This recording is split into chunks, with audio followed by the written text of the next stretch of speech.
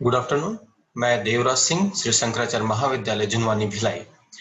मैं आज आपको object oriented programming with C plus plus को मैं पढ़ाने जा रहा हूँ। तो सबसे पहले ये जानना जरूरी है कि हम जो प्रोग्रामिंग इन सी पढ़ते थे वो प्रोसीजरल ओरिएंटेड प्रोग्रामिंग था, और C plus plus object oriented programming है। तो प्रोसीजरल ओरिएंटेड प्रोग्रामिंग से ऑब्जेक्ट ओरिएंटेड प्रोग्रामिंग में आने की जरूरत क्यों पड़ी, ये सबसे पहले जानना जरूरी है। तो प्रोसीजरल ओरिएंटेड प्रोग्रामिंग में होता क्या था कि प्रोसीजरल ओरिएंटेड प्रोग्रामिंग में, ये मैं आपके सामने जो बुक शेयर हो रही है वो ई बालागुरु स्वामी की बुक है, और इसके थ्रू मैं आपको समझाना चाहूंगा कि यहाँ पे क्या होता था कि हमारे पास जो प्रोसीजरल ओरिएंटेड प्रोग्रामिंग, उसमें जो लैंग्वेज प्रोग्रामिंग इन सी, उससे पहले फोर्ट्रान, कोबोल, ये सारे जो लैंग्वेज है प्रोसीजरल ओरिएंटेड प्रोग्रामिंग है। और इसमें जो रहता था कि मेन प्रोग्राम जो है वो डिवाइड होते थे बहुत सारे फंक्शंस में। तो जब बहुत सारे फंक्शंस में डिवाइड होते, function one, function to, function three, इस प्रकार से हम लोग क्या कर सकते हैं, हम अपने प्रोग्राम को डिवाइड कर सकते हैं। तो ये जो चीजें, इसीलिए इसे कहा जाता है प्रोसीजर ओरिएंटेड प्रोग्रामिंग लैंग्वेज कहा जाता है। इसमें जो प्राइमरी फोकस होता है वो पूरी तरह से फंक्शन पे होता है। और इस चीज में आप देखें, कोई भी प्रॉब्लम को जो सॉल्व करना है तो उसके लिए हम क्या करते हैं, स्पेसिफिक टास्क के थ्रू हम उसको कंप्लीट करते हैं हायरार्किकल फॉर्मेट में, जिसे हम क्या कहते हैं, प्रोसीजरल ओरिएंटेड प्रोग्रामिंग कहते हैं। प्रोसीजरल ओरिएंटेड प्रोग्रामिंग जो होती है वो लिस्ट ऑफ इंस्ट्रक्शन से बनी होती है। इसमें मेन चीज हमें ध्यान रखना होता है कि इसमें एक फंक्शन जो है वो दूसरे फंक्शन से भी जुड़ सकते हैं, वो इंडिविजुअल भी हो सकते हैं और एक दूसरे से जुड़ भी सकते हैं। यहाँ पे सबसे मेन ड्रॉबैक जो होता है वो ग्लोबल डेटा के साथ आता है। ग्लोबल डेटा क्या होता है? ग्लोबल डेटा जो एक होता है लोकल डेटा और एक होता है ग्लोबल डेटा। तो हमारे सामने जो ग्लोबल डेटा है वो सारे फंक्शंस जो होते हैं उसको शेयर कर सकते हैं, मगर लोकल डेटा जो रहता है वो उस फंक्शन के अंदर होते हैं, वो सिर्फ उसी फंक्शन के अंदर काम करते हैं। तो ग्लोबल डेटा और लोकल डेटा, तो ग्लोबल डेटा को हर फंक्शन यूज कर सकता है। अब यहाँ पे बात आती है कि ग्लोबल डेटा को हर फंक्शन यूज कर सकते हैं, शेयर कर सकते हैं। तो यहाँ पर यदि कोई एक फंक्शन उस डेटा को यदि शेयर कर रहा है, तो शेयर करने के साथ साथ क्या होता है, यदि उसे शेयर कर रहा है तो उसे जो चेंज करेगा उसका इफेक्ट दूसरे फंक्शन में भी जाएगा, क्योंकि उसको हर कोई यूज कर रहा है, तो कोई भी यूज करेगा उसका इफेक्ट दूसरे में जाएगा। इसके वजह से हमारा यहाँ पर क्या होता था कि जो डेटा जो है वो सही जो हमारा डेटा है उसका सही यूज नहीं हो पाता था। यदि किसी एक फंक्शन ने उसका यूज किया और उसे चेंज कर दिया तो उसका इफेक्ट दूसरे फंक्शन में भी जा रहा है। तो यहाँ पे समझाने वाली बात यह है कि ग्लोबल डेटा को हर कोई शेयर कर रहा है, तो शेयर कर, यदि हर कोई शेयर करेगा तो उसका यूज करेगा और उसके यूज का इफेक्ट दूसरे पर भी जाएगा। तो इस प्रॉब्लम, ये एक मेजर ड्रॉबैक है प्रोसीजरल ओरिएंटेड प्रोग्रामिंग लैंग्वेज का। इस प्रोसीजरल ओरिएंटेड प्रोग्रामिंग लैंग्वेज को दूर करने के लिए ऑब्जेक्ट ओरिएंटेड प्रोग्रामिंग का कॉन्सेप्ट लाया गया। ऑब्जेक्ट ओरिएंटेड प्रोग्रामिंग जो होती है वो प्रोसीजर पे डिपेंड नहीं होता, वो डेटा पे एम्फेसाइज होता है। तो डेटा को मेन वो मानता है और डेटा पे ही वो पूरा वर्क करता है। तो यहाँ पर क्या होता है, जितने ऑब्जेक्ट, क्योंकि ऑब्जेक्ट ओरिएंटेड प्रोग्रामिंग क्या होती है, वो ऑब्जेक्ट बेस्ड होती है। तो हम एक प्रोग्राम में बहुत सारे ऑब्जेक्ट बना सकते हैं, और ऑब्जेक्ट जो होता है, जितने भी, मान लीजिए हमने क्लास है, क्लास के जितने ऑब्जेक्ट हमने बनाए हैं उतनी कॉपी वहां पर पहुंच जाती है। तो यहां पर क्या हो रहा है कि एक क्लास है और ऑब्जेक्ट 5 है, तो उस क्लास की 5 कॉपी बन जाएगी। और एक जो ऑब्जेक्ट है उसके पास एक कॉपी गई, दूसरे ऑब्जेक्ट के बाद दूसरी कॉपी, तीसरे के बाद तीसरा, चौथे के पास चौथा, पांचवें के पास पांचवा। एक दूसरे के साथ डेटा जो होते हैं वो एक ऑब्जेक्ट जो डेटा डेटा तो सेम है, बट एक कॉपी पहुंची हुई है, उसका यूज दूसरा नहीं कर सकता, और इस प्रकार से वो इंडिविजुअल होते हैं। तो एक ऑब्जेक्ट दूसरे ऑब्जेक्ट से कम्युनिकेट नहीं कर सकता डायरेक्टली, एक डेटा जो है, बट फंक्शन के थ्रू कम्युनिकेट कर सकता है।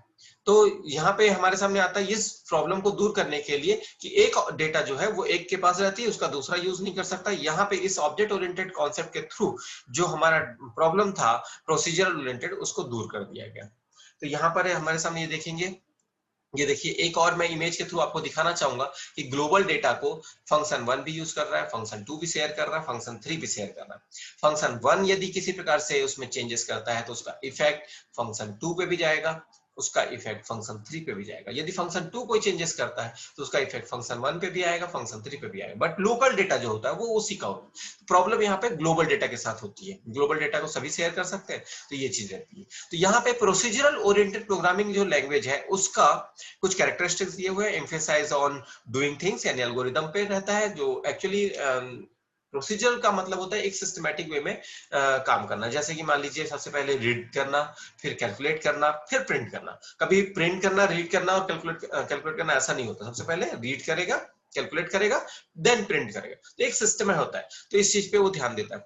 यहाँ पे लार्ज जो प्रोग्राम होते हैं उसको स्मॉलर पार्ट्स में डिवाइड करते हैं, जिसको हम यहाँ पे फंक्शन कहते हैं। जितने भी फंक्शन होते हैं उसको ग्लोबल डेटा जो होता है, ग्लोबल डेटा को वो शेयर कर सकते हैं। डेटा मूव एक पूरे प्रोग्राम में फंक्शन टू फंक्शन वो मूव करता है। Function transfer data one from to another. इसमें एम्प्लॉयज टॉप डाउन अप्रोच को ये एम्प्लॉयज करता है। टॉप डाउन अप्रोच का मतलब क्या होता है? प्रोसीजरल ओरिएंटेड में, प्रोग्रामिंग इन सी में प्रोसीजरल ओरिएंटेड में क्या होता है? टॉप डाउन अप्रोच का यूज करता है, ऊपर से नीचे की ओर काम करता है। वहीं पर जब हम बात करते हैं ऑब्जेक्ट ओरिएंटेड प्रोग्रामिंग की, तो ये जो होता है उसके जो कैरेक्टरिस्टिक्स है वो ये है कि ये प्रोसीजर पे काम नहीं करता, ये डेटा पर एम्फेसाइज करता है। मैंने पहले ही कहा था आपको, थोड़ी देर पहले ही बताया कि जो हमारा ऑब्जेक्ट ओरिएंटेड प्रोग्रामिंग है वो डेटा पे काम करता है, नॉट प्रोसीजर पे। तो ये कैरेक्टरिस्टिक्स था। प्रोग्राम जो होता है डिवाइड कर किया जाता है वो ऑब्जेक्ट पे डिवाइड होता है। डेटा स्ट्रक्चर जो हम डिजाइन करते हैं वो ऑब्जेक्ट के कैरेक्टरिस्टिक्स पे काम करता है। डेटा को हाइड किया जा सकता है, ऑब्जेक्ट एक दूसरे के थ्रू कम्युनिकेट कर सकते हैं थ्रू फंक्शन, और ये जो है वो बॉटम अप अप्रोच को फॉलो करता है।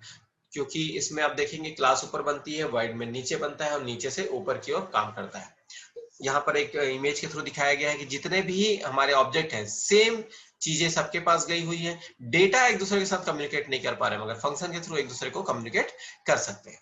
Basic concept of object oriented programming ये क्या होता है? Basic object concept of object oriented programming में object, class, data abstraction, encapsulation, inheritance, polymorphism, data binding and message passing, ये आते हैं। तो ऑब्जेक्ट क्या होता है? ऑब्जेक्ट जो होता है वो होता है रन टाइम एंटिटी। यहाँ पर ध्यान देंगे, object, class, data abstraction, encapsulation, inheritance, polymorphism, data binding, message passing. Object क्या होता है? ऑब्जेक्ट जो होता है वो होता है रन टाइम एंटिटी को हम यहाँ पे क्या बोलते हैं? ऑब्जेक्ट बोलते हैं। Run time entity, run time entity का मतलब होता है, जैसे एग्जांपल के लिए, जिसकी एक रन टाइम पर जो प्रेजेंट है। सपोज बैंक का बात करते हैं, तो बैंक में मेरा, यदि मान लीजिए मेरा दो अकाउंट है, यदि एक मेरा लोन अकाउंट है और एक मेरा सेविंग अकाउंट है, तो मेरा बैंक मुझे नहीं जानता, वहां का जो ऑब्जेक्ट है वो अकाउंट नंबर होगा, क्योंकि वो अकाउंट नंबर से जानता है। तो ऑब्जेक्ट यानी रन टाइम एंटिटी जो वहां पर अवेलेबल जितने अकाउंट्स हैं उसको वहां पर बैंक जो हुआ एक क्लास हो गया, और उसके जो अकाउंट्स, जितने अकाउंट्स खुले हुए हैं वो उसके ऑब्जेक्ट हो गए, क्योंकि वो उसके कैरेक्टरिस्टिक्स है। जिसकी कैरेक्टरिस्टिक्स होती है वो ऑब्जेक्ट कहलाता है। जैसे एग्जांपल के लिए दूसरा एग्जांपल मैं देना चाहता हूं, जैसे फ्रूट्स। फ्रूट्स में यदि बोलता हूं तो फ्रूट्स में आप क्या बोलेंगे? फ्रूट्स में मैंने बोला कि फ्रूट, फ्रूट में क्या पहचान पाएंगे आप? उसमें तो सारी चीज आते हैं, और अलग अलग सबकी, जितने भी फ्रूट्स हैं सबके अपने अपने कैरेक्टरिस्टिक्स हैं। फ्रूट्स का कोई कैरेक्टरिस्टिक्स नहीं होता, वो एक ग्रुप है, तो उसको हम क्लास कहेंगे। फ्रूट जो है वो एक क्लास है, बट वहां पे मैंगो, यदि मैं मैंगो की बात करता हूं तो वो एक ऑब्जेक्ट है, क्योंकि उसकी कैरेक्टरिस्टिक्स होती है। बट यदि मैं बनाना बोलता हूं तो वो एक ऑब्जेक्ट है, क्योंकि उसकी एक कैरेक्टरिस्टिक्स होती है। इसी प्रकार से मैं एप्पल की बात करता हूं तो वो भी एक जो है वो कैरेक्टरिस्टिक्स में आता है। तो ये जो चीज है वो हम लोग बात कर सकते हैं कि हम लोग ये जो है जिसकी कैरेक्टरिस्टिक्स होती है उसको हम ऑब्जेक्ट कहते हैं। तो इस प्रकार से फ्रूट क्लास है, but mango, Apple, banana, grapes, ये सारे जो है वो ऑब्जेक्ट है, क्योंकि सबकी कैरेक्टरिस्टिक्स है और जिसकी हम पहचान सकते हैं। बट फ्रूट बोलने से सारा चीज आ जाता है। तो ये जितने भी चीज है वो हमारे ऑब्जेक्ट और क्लास कहलाते हैं। अब ऑब्जेक्ट और क्लास आपको क्लियर हो चुका होगा, इसकी वजह में अब हमारे सामने आता है data abstraction. What is data abstraction? Data abstraction का मतलब ये होता है कि डेटा जो होता है उसको यदि मान लीजिए मैं किसी भी डेटा पे काम करना चाहता हूं तो उसकी बैकग्राउंड डिटेल से मेरे को कोई लेना देना नहीं है। डेटा एब्स्ट्रैक्शन, किसी भी चीज के बारे में यदि मुझे कोई चीज, मुझे एक मैंगो यदि खाना है तो मुझे ये नहीं जानना है कि ये इसके बैकग्राउंड से मेरे को मतलब नहीं है कि वो कहाँ से आया, किसने लाया, कैसे लाया, मुझे मैंगो से मतलब है। तो इसी प्रकार से जब हम डेटा की बात करते हैं तो डेटा कहाँ का है, कैसे, मुझे उससे कोई लेना देना ही नहीं है। मुझे मतलब है, मुझे डेटा से मतलब है कि मेरे को डेटा यूज करना है और डेटा मैंने यूज किया, मुझे उसके बैकग्राउंड डिटेल से कोई मतलब नहीं है, उसके एक्सप्लेनेशन से मेरे को कोई मतलब नहीं है। तो ये जो चीज कहलाती है वो क्या कहलाती है, डेटा एब्स्ट्रैक्शन कहलाती है। डेटा इनकैप्सुलेशन क्या होता है, अब सॉरी इनकैप्सुलेशन, डेटा इनकैप्सुलेशन नहीं, इनकैप्सुलेशन। इनकैप्सुलेशन का मतलब ये होता है कि हमारा जो क्लास होता है, क्लास में दो चीजें होती है, एक होता है डेटा और दूसरा होता है फंक्शन। डेटा और फंक्शन, क्लास के अंदर दो चीज होती है, उसको टाइट करके रैप करके रखता है एक क्लास एक यूनिट में, उसको बोलते हैं क्लास। क्लास के अंदर दो चीजें डिफाइन होती है, फंक्शन और डेटा, दोनों को कंबाइन कर दिया जाता है और उसका नाम दे देता है क्लास। तो क्लास जो होता है वो टाइट करके रखता है, रैप करके रखता है, किसको, डेटा को और फंक्शन को रैप करके रखता है, तो उसे हम कहते हैं इनकैप्सुलेशन। इनकैप्सुलेशन, उसको रैप करके रखना एक यूनिट में, क्लास के थ्रू करते हैं। तो क्लास जो है वो इनकैप्सुलेशन का काम करता है। तो ये हो गया इनकैप्सुलेशन। देन हमारे पास आते हैं इनहेरिटेंस की बारी। तो इनहेरिटेंस क्या होता है, इनहेरिटेंस जो होता है हम देखेंगे, अभी फिलहाल आप लोगों को प्रोग्राम नहीं बताया गया है, तो सबसे पहले इससे हम लोग बहुत सारे क्लास बना सकते हैं, एक क्लास नहीं 3-4 क्लास बना सकते हैं, और एक क्लास दूसरे क्लास के साथ जुड़ा होता है, और एक क्लास दूसरे क्लास को अपनी प्रॉपर्टीज या अपने डेटा को शेयर कर सकता है।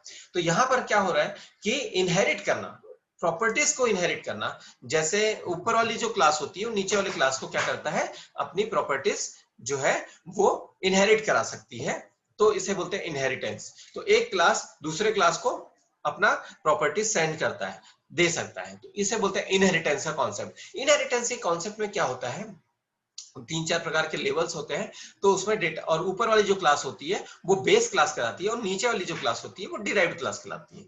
आगे हम इसके बारे में पूरा एक क्लास पढ़ेंगे, तो जो उसमें आपको और भी चीजें क्लियर हो जाएंगी। तो ये है हमारे सामने इनहेरिटेंस और उनके जो टाइप्स होते हैं। तो ये जैसे आप यहाँ देख सकते हैं कि बर्ड, बर्ड में कितने प्रकार के होते हैं, फ्लाइंग बर्ड होता है, नॉन फ्लाइंग बर्ड होता है। फ्लाइंग बर्ड में क्या होता है, रॉबिन एंड सोलोन जो है वो हमारे सामने यहाँ पे क्या हो रहा है, ये फ्लाइंग बर्ड में आता है। नॉन फ्लाइंग में क्या होता है, पेंगुइन और कीवीज। तो ये जो है डिफरेंट डिफरेंट क्लास है, ये हायरार्किकल फॉर्मेट में चला जाता है, एक क्लास दूसरे क्लास से जुड़ा रहता है, मगर सबकी एट्रीब्यूट्स जो रहती है वो सब सेम रहेंगी क्योंकि सारे बर्ड हैं, तो यहाँ पर एक दूसरे को शेयर कर सकते हैं। अब हमारे सामने आता है पॉलीमॉर्फिज्म। पॉलीमॉर्फिज्म का मतलब क्या होता है, पॉली और मॉर्फिज्म दो वर्ड से बने हुए हैं, ये ग्रीक टर्मिनोलॉजी है जिसमें पॉली और मॉर्फिज्म है। पॉली का मतलब होता है बहुत सारे, मेनी, वेरियस टाइप के फॉर्म, मॉर्फिज्म यानी फॉर्म, मेनी फॉर्म्स जब आते हैं तो उसको बोलते हैं पॉलीमॉर्फिज्म। तो पॉलीमॉर्फिज्म में क्या होता है कि हम कोई भी चीज का मोर देन वन फॉर्म बनाते हैं तो हम उसे बोलते हैं पॉलीमॉर्फिज्म। एग्जांपल के लिए हमारे पास दो चीजें आएंगी, ऑपरेटर ओवरलोडिंग और फंक्शन ओवरलोडिंग। फंक्शन ओवरलोडिंग के बारे में बताना चाहूंगा कि फंक्शन, जब हम फंक्शन डिक्लेयर करते हैं तो एक ही नाम के मोर देन वन फंक्शन जब हम डिक्लेयर कर देते हैं, जैसे सपोज ड्रॉ, ड्रॉ नाम का फंक्शन हम कई बार यूज कर रहे हैं, तो एक बार नहीं 2-3 बार यूज कर रहे हैं, तब उस फंक्शन को हम बोलेंगे फंक्शन ओवरलोडिंग। ठीक है, तो ये फंक्शन ओवरलोडिंग यानी, और सबका काम अलग अलग है, तो ये पॉलीमॉर्फिज्म का पार्ट हो जाता है। वैसे ही ऑपरेटर ओवरलोडिंग आता है, तो ऑपरेटर ओवरलोडिंग में हम किसी ऑपरेटर को एक नए रूप में दिखा सकते हैं, जो बेसिक यदि प्लस है तो प्लस जो है एडिशन होता है, बट हम उसे डिफरेंट टाइप से एडिशन कर सकते हैं, डिफरेंट टाइप की चीजों में ऐड के रूप में वर्क कर सकते हैं। तो हम वहां पर क्या करते हैं, उसके फॉर्म को चेंज करते हैं, रहेगा वही प्लस, बट उसको हम दूसरे टाइप से यूज कर सकते हैं, तो वो पॉलीमॉर्फिज्म का पार्ट आता है, वो हमारे ऑपरेटर ओवरलोडिंग का पार्ट आता है, और ये पॉलीमॉर्फिज्म में कैटेगरी में आता है, कॉन्सेप्ट में आता है। तो यहाँ पर हमारे सामने डायनेमिक बाइंडिंग आती है। डायनेमिक बाइंडिंग में क्या होता है कि हमारे सामने जब हम पॉइंटर के थ्रू डेटा को यूज करते हैं, रेफरेंसेस का यूज करते हैं, तो डेटा बाइंडिंग का यूज कर सकते हैं। इसमें फिर नेक्स्ट है मैसेज पासिंग। मैसेज पासिंग में मैं आपको ऑलरेडी बता चुका हूं कि एक फंक्शन, एक क्लास का फंक्शन, जो फंक्शन एक दूसरे के साथ कम्युनिकेट करते हैं, इसे बोलते हैं मैसेज पासिंग। तो ये है हमारे सामने, हम ऑब्जेक्ट के थ्रू इसको मैसेज पास कर सकते हैं। तो ये चीज है हमारे सामने कि ये है ऑब्जेक्ट ओरिएंटेड प्रोग्रामिंग के कॉन्सेप्ट। तो आज के लिए इतना ही। नेक्स्ट क्लास में मैं आपको बताऊंगा कि ऑब्जेक्ट ओरिएंटेड प्रोग्रामिंग के नेक्स्ट पार्ट के बारे में मैं आपको जानकारी